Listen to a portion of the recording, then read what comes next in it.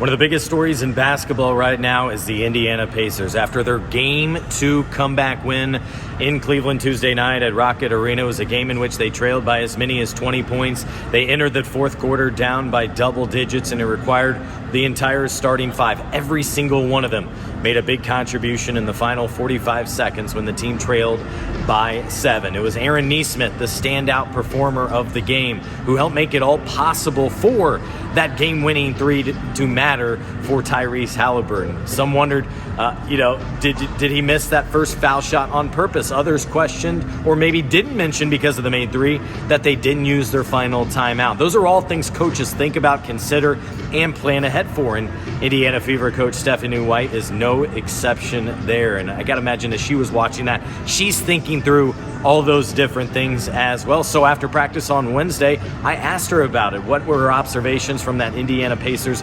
comeback win and all those various things coaches worry about in late game situation and try to prepare for?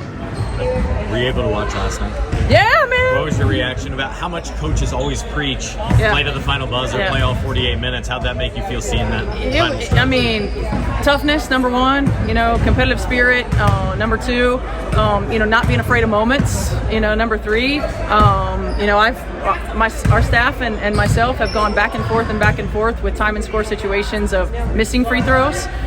So in my head, I'm like, did he miss that on purpose? Did they work on that tip?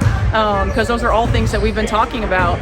Situational basketball, being able to inbound the basketball. When to use fouls that we've seen over the last course of the last couple of days. Timing and when you use fouls. All of those things that we debate and talk about as coaches all the time, and then situations that we end up practicing in practice. But doing it in practice is one thing. Being able to do it in live action is a whole different scenario. You think you missed it on purpose? You think you missed it on purpose? I don't know. That was the first thing that came through my mind. It was a short arm. The tip was right there. It was perfect.